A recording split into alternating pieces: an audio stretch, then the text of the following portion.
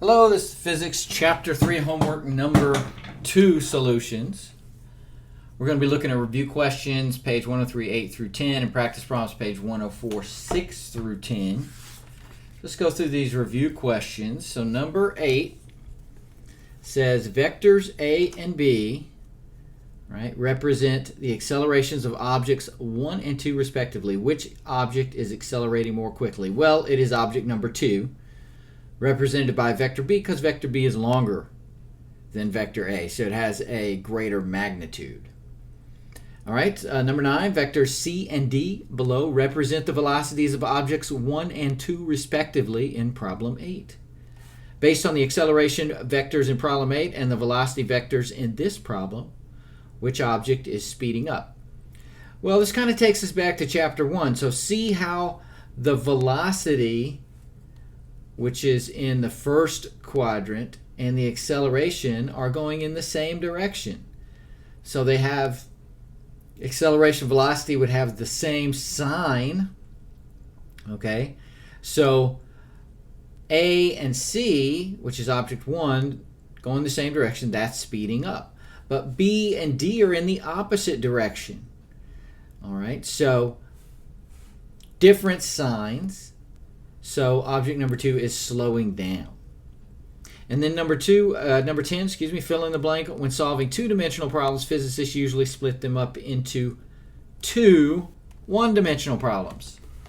Okay, so in case I read through that too fast, the answer number 8 is object number 2 because vector B has a greater magnitude, longer than vector A.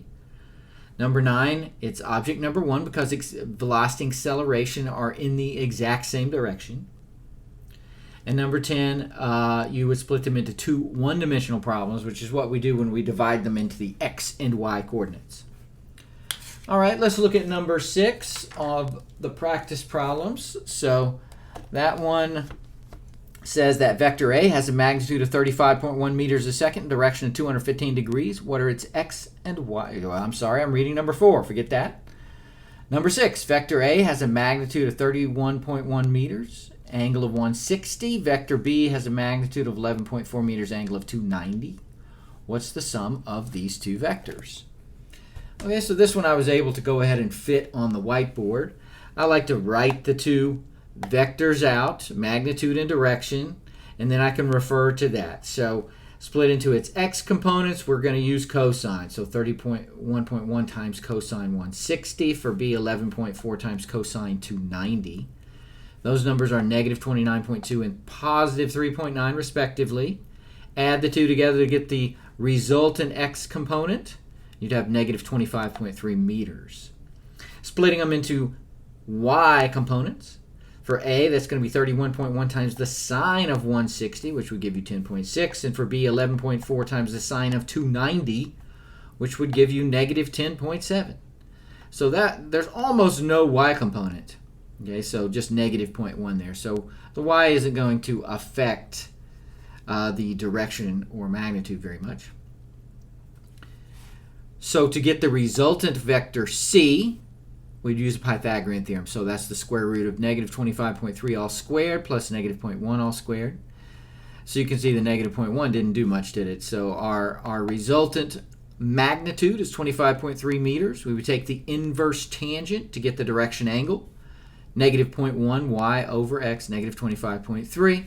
You're almost at 0 degrees, so that's 0.23 degrees, but we are in quadrant 3. Both components are negative, so quadrant 3 and quadrant 3 you have to add 180. So our direction angle will be 180.23 degrees. All right, let's clear the whiteboard and we'll do 7 through 10. So it's going to be the same procedure on all of these. So going to take a minute to do all of these. Or a hot minute, as the youths say. Or as they said years ago, but probably don't say anymore. All right, number 7. A Boy Scout travels 1.2 miles with a heading of 150 degrees and then 3.2 miles with a heading of 250 degrees. What is the Boy Scout's final displacement relative to his starting point? All right, I'm just going to do a quick sketch of about what I think it would be. Not going to use the fancy colors or anything. Just going to sketch it over here. All right, so we've got 1.2 miles at 150 degrees. Okay, that's probably about like that. Okay? And then a heading of, we got 3.2 miles at 250 degrees. Well, 250 degrees, 270 straight down, so it's going to kind of be like that, and it's pretty long. So I'm going to guess that our resultant vector should end up in quadrant 3. So we'll see if that happens. All right, let me write down what we have. Vector A, 1.2 miles at 150 degrees. Now, why do I write this down? I just feel like, you know, sometimes when you're reading through the text of a problem, you can get the numbers messed up. So if you'll write it out, 3.2 miles at 250 degrees, and then you can just, if you get that right, you just refer to this, and all that text isn't in the way. So A sub x, it's going to be 1.2 cosine 150. B sub x, 3.2 cosine 250. And C sub x, I'll fill in those numbers in a minute. A sub y, 1.2 sine 150. The only thing that changes is cosine goes to sine. And then B sub y, 3.2 sine 250. Equal, equal. C sub y equal. Just make yourself a little grid here. All right, what are the numbers? Negative 1.04. Negative 1.09. If you're not sure, just go 2 decimal places. That's always a safe bet. Negative 2.13 miles, unless you're asked for significant figures. And 0.6, negative 3. So that is going to be negative 2.4. So magnitude, we consult our Greek friend Pythagoras. It's negative 2.13 squared plus negative 2.4 all squared. Don't forget to take the square root at the end. That is 3.2 miles. Then our direction angle theta, inverse tangent of y over x, so negative 2.4 over negative 2.13. Calculate that. That's going to be 48.4 degrees. What quadrant are we in? Both negative, so quadrant 3, so plus 180. And that's going to be 228.4 degrees. Beautiful. All right, we're going to keep doing this again and again and again. That's why the test average is so high on this test, because this stuff's really not all that hard. Okay, let's do number 8.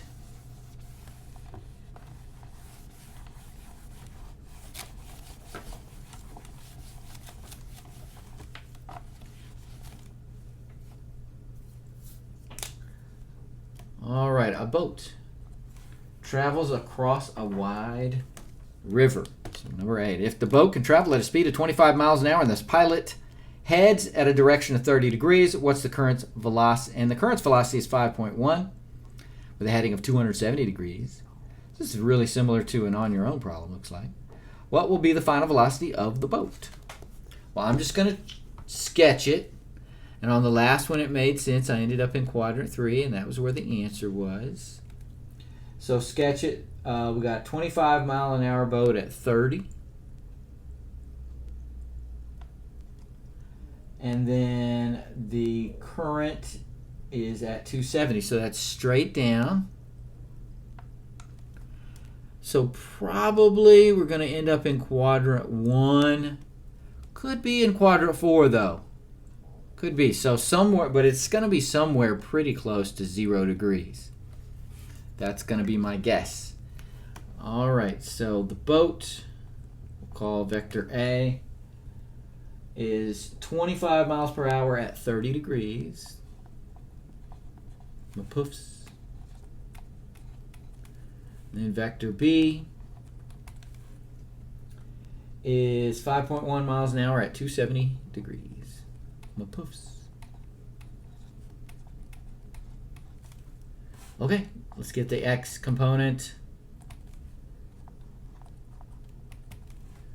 So 25 cosine 30, 5.1 cosine 270. The C component.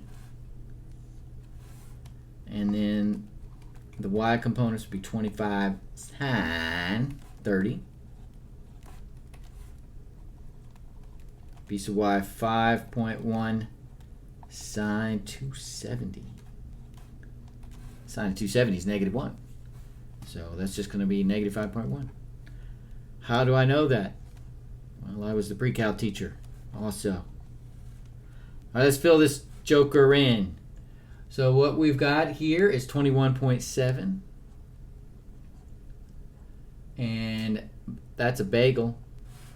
So 21.7 mapoofs. And then we've got 12.5. -5.1. So that's going to be 7.4 miles per hour. So we are going to be in quadrant 1 because both are positive. All right, and I apologize for that. That is C.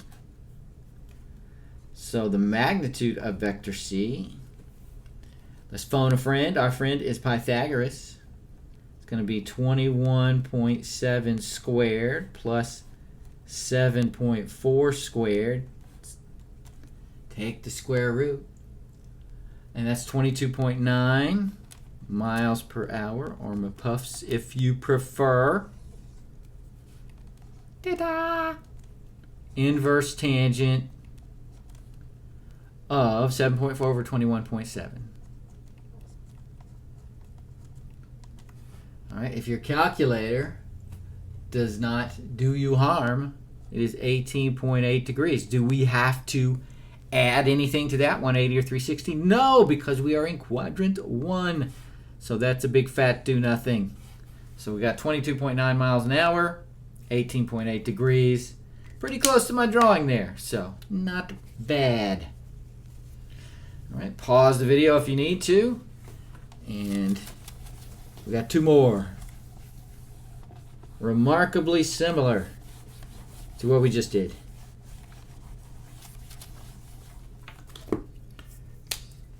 Number 9. So that one says, a plane heads due west at a speed of 200 miles an hour. So due west is 180 degrees. If the wind's velocity is southeast at 15 miles an hour, what will be the actual velocity of the plane? Well, let's do a quick sketcherooski. Okay, 180 degrees, 200 miles an hour, so pretty long vector. You like that. And then we've got, let's see, 15 miles an hour, so a little nubbin at 315. So that'd be back this way. So I believe we're going to end up in quadrant 3 with vector C. And it's going to be a little less. It should be a little less than 200 miles an hour because the wind's pushing the plane back. All right, let's give it a go. So vector A, which is the plane, 200 mapoofs at 180 degrees. Vector B, 15 mapoofs at 315 degrees. All right, let's chart this out. X component, a sub x. 200, which one? It is cosine. B sub x, 15 cosine 315. C sub x, A sub y, 200 sine 180. B sub y, 15 sine 315.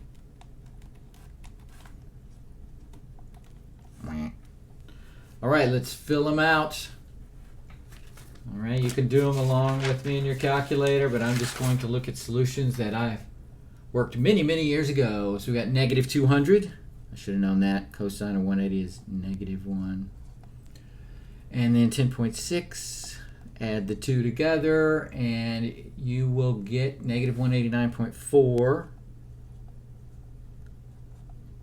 miles per hour. All right, sine of 180 is 0, so that's going to be a bagel. And then 15 sine 315, negative 10.6. That's negative 10.6 miles per hour. So our resultant, we somehow figure out how to contact our friend who died a couple thousand years ago. All right, Pythagoras. He says, well, square the 189.4 and then square the negative 10.6. And then add those together and take the square root of the result. You get 189.7 MPUFs for our magnitude. And then the direction, theta. Inverse tangent of c sub y over c sub x. Negative 10.6. We're in quadrant 3. Negative 189.4. Your calculator will tell you that that is 3.2 degrees. But we're going to have to fix that result. What do you do if it's in quadrant 3? You add 180. So that's 183.2 degrees. So just barely in quadrant 3. But the wind compared to the speed of the plane isn't very much, so that result makes sense. All right, one more of these.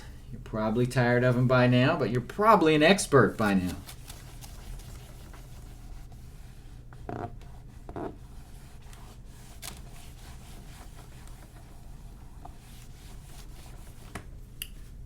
Number 10.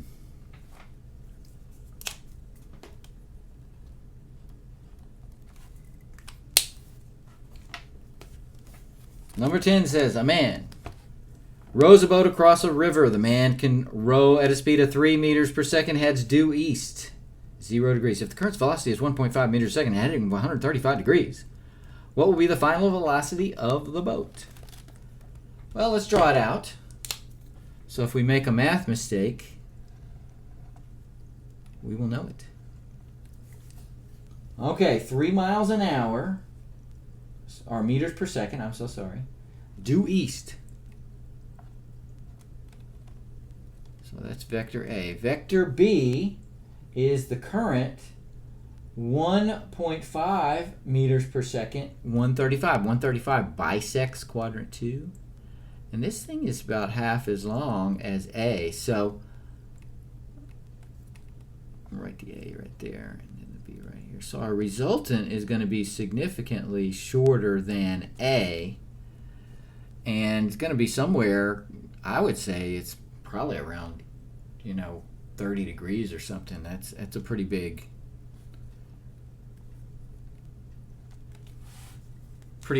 amount of current. Okay, so let's write it out and then we can just refer to this. So organizing your information can really keep you from making mistakes. So let's do that.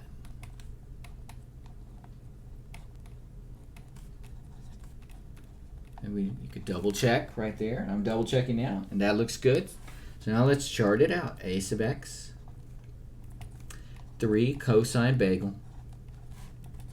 That's going to be 3. Because cosine of 0 is 1. B sub x, 1.5 cosine 135.